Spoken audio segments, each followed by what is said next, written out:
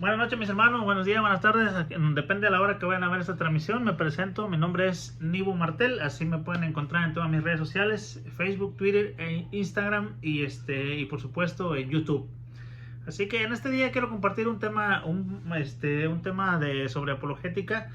A este tema le quiero titular un solo mediador entre Dios y los hombres. ¿Por qué? Porque nuestros hermanos no católicos o nuestros hermanos separados o protestantes, como los llamamos, dicen algo que es cierto, que hay un solo mediador entre Dios y los hombres, lo cual nosotros los católicos estamos de acuerdo también en eso, ¿verdad? Vamos a citar entonces, a entrar de lleno en materia, porque estoy tratando de hacer estos videos de la manera más posible, resumidos, a ver si en 25 minutos, media hora máximo, resumimos el tema. Voy a compartir algunas citas bíblicas. No tengo un estudio, no tengo todavía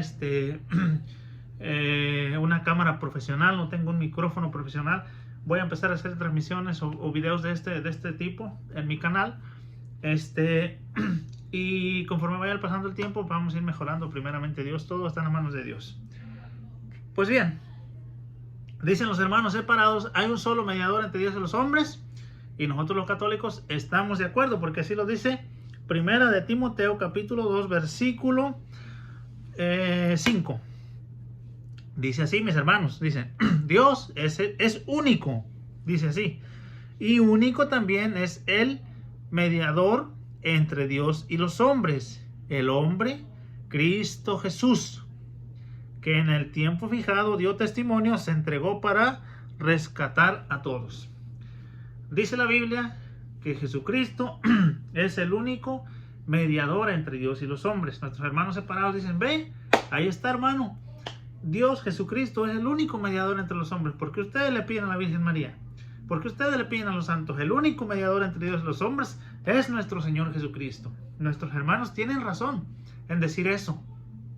Nuestros hermanos tienen razón en decir Jesucristo es el único mediador entre Dios y los hombres. Es correcto, pero claramente aquí mismo nos va a dar la explicación por qué es el único mediador entre Dios y los hombres. Dice que en el tiempo fijado dio el testimonio, se entregó para rescatar a todos.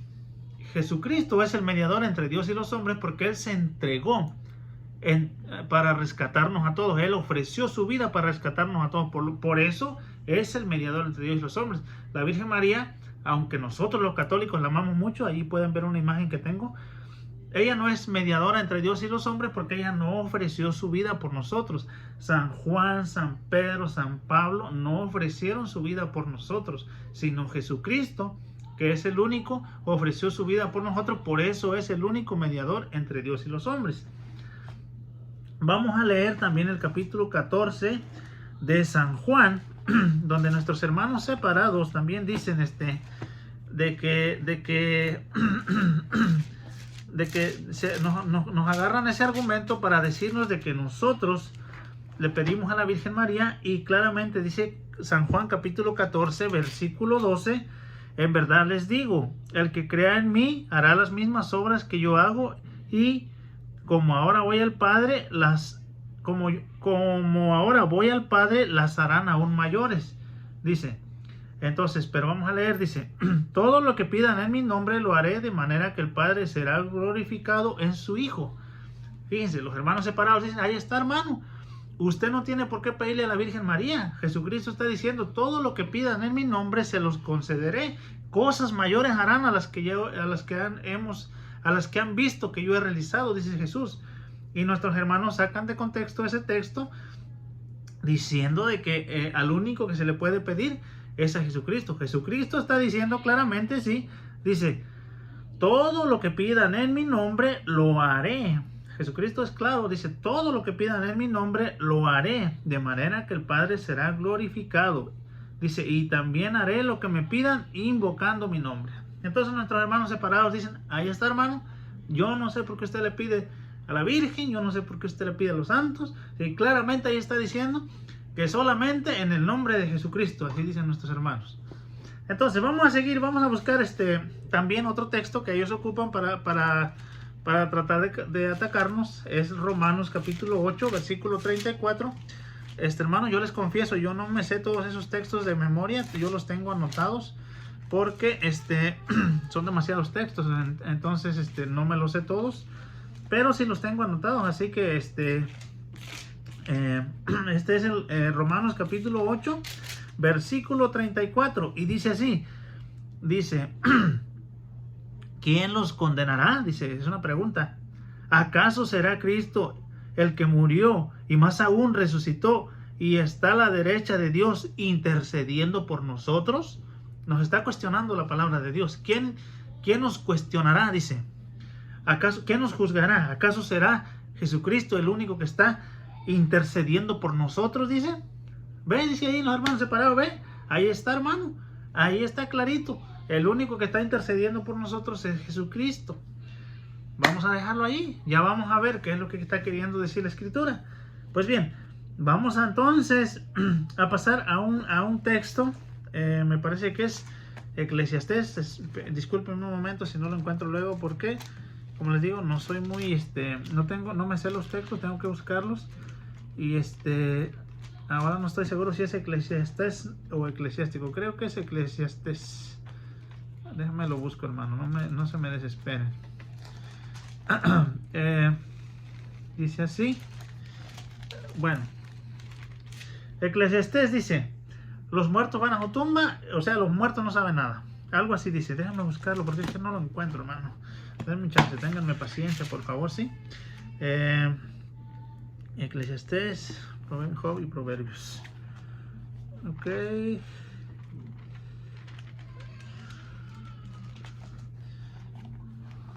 Espérenme, hermano. No se me desesperen, mis hermanos, porque tenemos que... Aquí está Job, Proverbios y después está Eclesiastés. Tenemos que buscar Eclesiastés 9.5. 9.5, dice así. El 9.5 dice así. Los vivos saben que morirán, dice el libro de Eclesiastés. Los vivos saben que morirán, los muertos nada saben. Nada tienen que esperar, solo son un recuerdo olvidado. Pues bien, hermano, estos textos que yo he leído están totalmente sacados de contexto. Primero, hay que decir una cosa.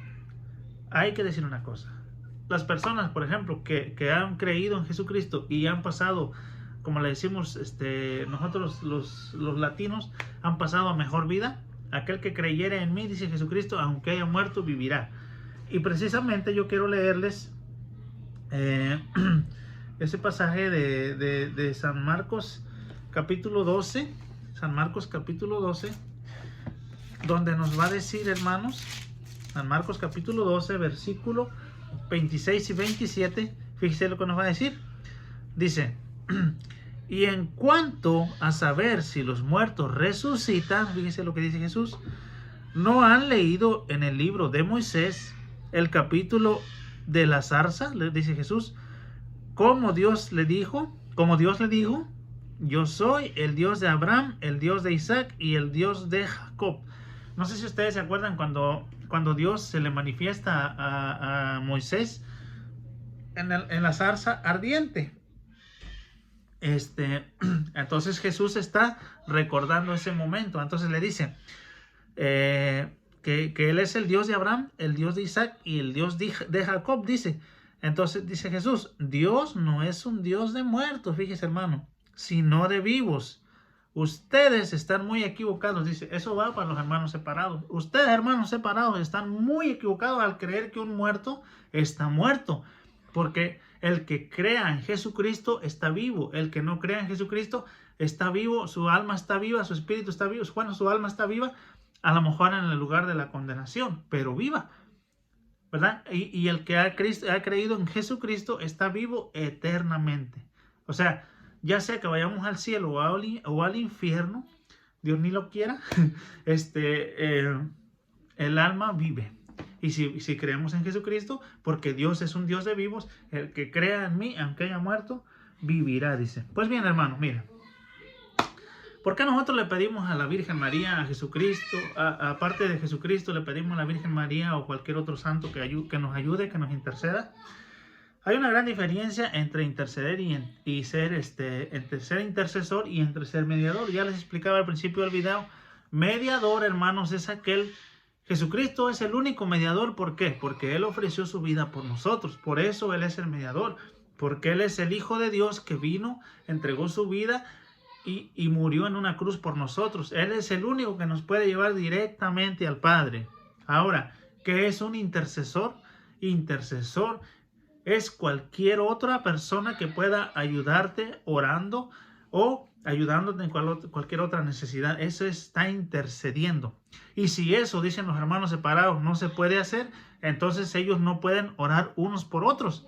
Cuando un pastor, usando el argumento, por decirlo así, cuando un pastor ora por una oveja en una iglesia protestante, entonces se está metiendo en el lugar según la doctrina de ellos de Jesús, porque Él no se puede meter en medio de Dios y de ese hombre. No sé si me explico.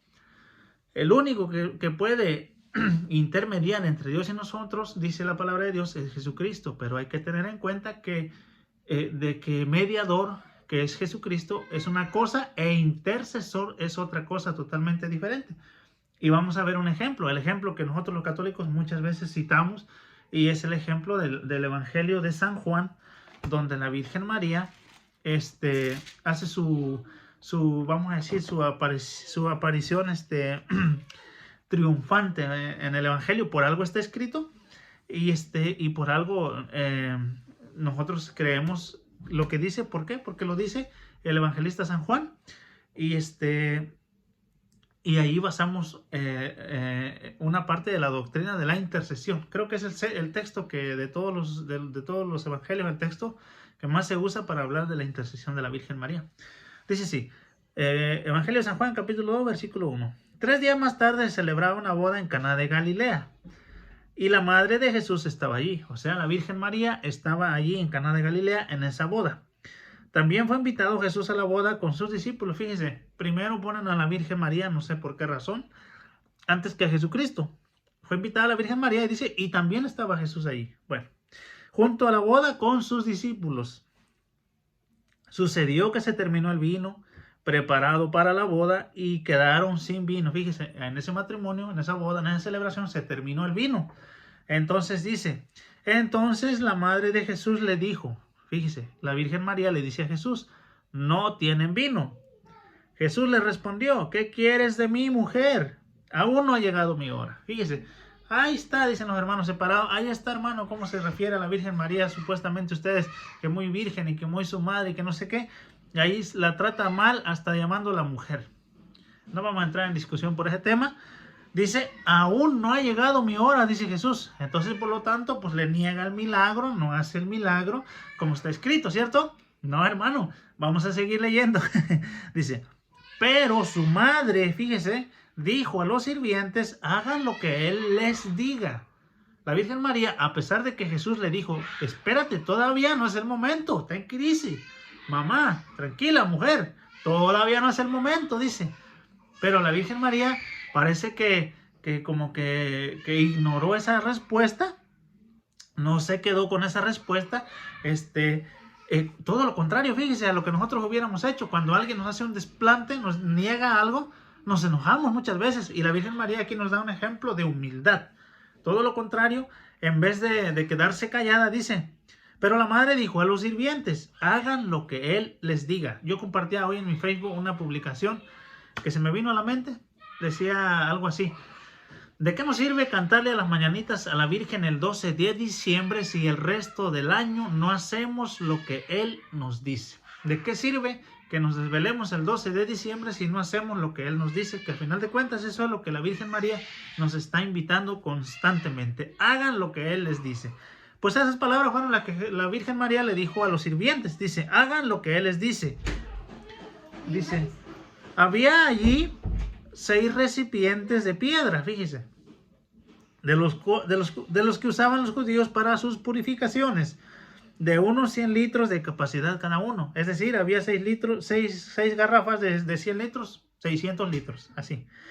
Jesús les dijo, llenen de agua esos recipientes. Ya como que ya Jesús allí, pues, de alguna u otra manera, aunque hubiese dicho que no había llegado su hora, aquí está dando muestras ya de que las palabras de la Virgen María están dando fruto en él. Es decir, no sé si la palabra correcta sea de que Jesús fue obediente a lo que le dijo la Virgen María, al menos ya está dando muestras de que algo va a pasar. Dice, y los llenaron hasta el borde, llenaron las garrafones, los tinacos hasta el borde. Dice, saquen ahora, dice Jesús, les dijo, y llévenlo al mayordomo, y ellos se lo llevaron. Después de probar el agua convertida en vino, el mayordomo llamó al novio, pues no sabía de dónde provenía, a pesar de que sabían los sirvientes que habían sacado el agua.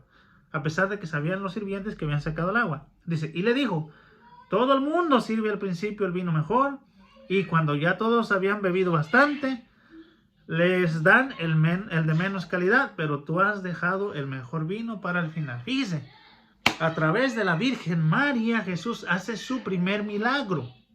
A través de la intercesión de la Virgen María, por esas palabras que ella dirige a Jesús, se les ha terminado el vino. Hace su primer milagro Jesús, a pesar, fíjese hermanos, de que no había llegado su hora. Fíjese, no había llegado la hora de Jesús y hace ese milagro. ¿Por qué? Porque se lo pidió, ¿quién creen? Su mamá. Entonces es una muestra muy clara de que a su mamá Jesús no le niega nada. ¿Por qué? Porque es su mamá. Por la sencilla razón de que es su mamá. Ahora, no solo eso, hizo el vino. Y no solo eso, no solo hizo el vino, hizo 6 tinajas de 100 litros cada uno. O sea, convirtió el agua en vino. Y no solo eso, convirtió el agua en vino, 600 litros de vino. Y no solo eso, hermano. El vino, dice, era de la mejor calidad. Imagínense ustedes. Entonces, gracias a la intercesión de la Virgen María, a que la Virgen María pidió eso, Jesús convierte el vino, 600 litros, y vino de la mejor calidad. Ahora, escuche esto que es muy importante, hermano. Dice, esta señal milagrosa fue la primera. Y Jesús la hizo en Caná de Galilea. Fíjese, fue la primera y no era su hora todavía. No había llegado su hora, pero fue gracias a la Virgen María que intercedió en ese momento, que le pidió ese milagro. Y Jesús se lo concede. Bueno, dice, así manifestó su gloria y sus discípulos creyeron en él. Ese versículo, hermano, es muy importante. ¿Por qué? La Virgen María desaparece de allí, es decir, no se lleva la gloria a la Virgen María. ¿Quién fue el que se manifestó? Jesucristo. A través de ese primer milagro, dice, se manifiesta la gloria de Jesucristo. Al realizar ese milagro, se manifiesta la gloria de Jesucristo y sus discípulos creyeron en él.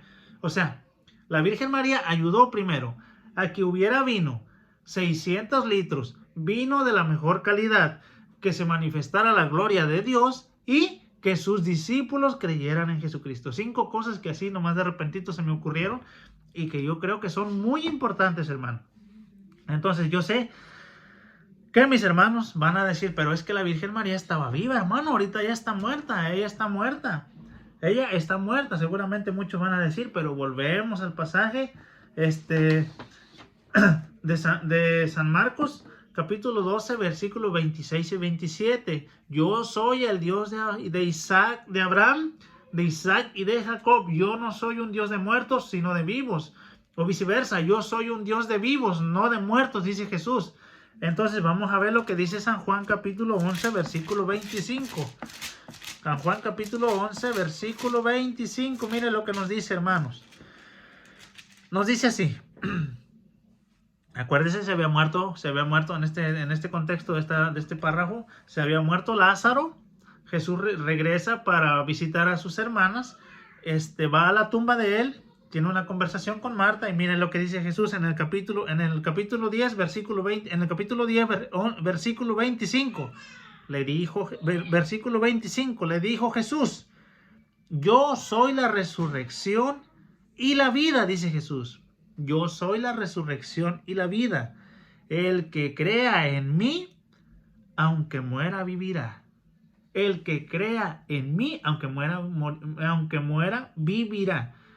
Es decir, puede ser que una persona muera creyendo en Jesucristo, pero está viva. ¿Por qué? Por fe, porque creyó, está viva. Yo pregunto, hermano católico, hermano no católico, ¿la Virgen creyó ¿Usted qué cree? ¿Que la Virgen haya creído o que no haya creído? Por supuesto que sí. Eso nos lo dice, por ejemplo, el Evangelio de San Lucas. En el capítulo, me parece que es en el capítulo 2, donde en el capítulo 2, donde la Virgen María visita a su prima Isabel. Déjame ver si lo encuentro por aquí. Jesús es presentado en el templo. Dice, a ver, vamos a ver, no, en el capítulo 1 es. No, en el capítulo 2, déjame lo busco. En el capítulo 2 dice, no, es en el capítulo 1, hermano, donde Jesús, donde la Virgen María visita a su prima Isabel, desde el capítulo 1, desde el versículo 39 empieza la narración. Y acuérdese cómo saluda a su prima Isabel a la Virgen María. Dice, Isabel se llenó del Espíritu Santo y exclamó en alta voz, bendita tú eres entre las mujeres y bendito es el fruto de tu vientre. Dice la prima Isabel, llena del Espíritu Santo. ¿Cómo he merecido que venga a mí la madre de mi Señor? Dice, apenas llegó tu saludo a mis oídos, el niño saltó de alegría en mis entrañas. Y escuche que esto es lo que yo quiero que usted se quede bien grabado, hermano. Dichosa tú por haber creído que se cumplirían las promesas del Señor. Otra vez, dichosa tú. ¿Quién? Tú, María, porque has creído. Entonces dice San Juan 11:25, yo soy la resurrección, la verdad y la vida. El que crea en mí, dice Jesús, el que crea en mí, aunque haya muerto, vivirá. Y dice la prima Isabel, llena del Espíritu Santo, la Virgen María, dichosa tú porque has creído. Entonces, la Virgen creyó, por eso es dichosa. Y el que cree, aunque haya muerto, vivirá. Por lo tanto, la Virgen María intercedió en vida y puede interceder aunque ya no esté físicamente viva con nosotros. Ella está viva al lado y en la presencia de Dios. ¿Y dónde podemos ver eso? Eso lo podemos ver en el Apocalipsis, mis queridos hermanos, en el capítulo 5, donde una persona que ya está, se puede decir, en la otra vida, si lo quiere llamar así, está frente a la presencia de Dios. Ya no está en este mundo, está en la presencia de Dios. ¿Y cómo es que está intercediendo? Ya vamos a ver. Apocalipsis, capítulo 5, versículo 8. Dice así. 5:8. Así. Dice así. Dice. Ok, voy a leer desde el 7. El Cordero se adelantó y tomó el libro de la mano derecha del cual estaba sentado en el trono. El Cordero, acuérdese, es Jesucristo. Cuando lo tomó, los 4 seres vivientes se postraron ante el Cordero. Los 4 seres vivientes. Escucha eso. Se postraron ante el Cordero. Lo mismo hicieron los 24 ancianos que tenían en sus manos arpas y copas llenas de perfumes. Ok. Dice, cuando los tomó los 4 seres vivientes. ¿Quiénes son los 4 seres vivientes? Los 4 seres vivientes son los evangelistas, dicen los que saben de Biblia. ¿Y quiénes son los 24 ancianos? Los 24 ancianos son, ¿cómo se llama? Los 12 apóstoles y los 12 tribus de Israel. Así dicen los que saben. Entonces dice, ¿estaban vivos o estaban muertos? Algunos ya estaban muertos, sobre todo los del Antiguo Testamento. A lo mejor Juan estaba vivo, pero aún ahí está en esa visión presente. Pero los del Antiguo Testamento, que eran las 12 tribus, ya estaban muertos. Y dice, tomaron en sus manos arpas y copas de oro llenas de perfumes. ¿De qué serán esos perfumes? Dice que son las oraciones de los santos. Las oraciones de los santos. Yo pregunto, ¿esos que están allí están muertos? No, Señor, no están muertos. Están frente al Cordero, presentando perfumes, copas llenas de perfumes, que esos perfumes son oraciones de los santos. Entonces, una vez más comprobamos con el Apocalipsis que aquel que haya muerto creyendo en Jesucristo no está muerto, sino está vivo. Pero ¿dónde lo podemos ver también? Ya lo vamos a mostrar. Porque, acuérdese lo que dice San Juan capítulo 11:25. Yo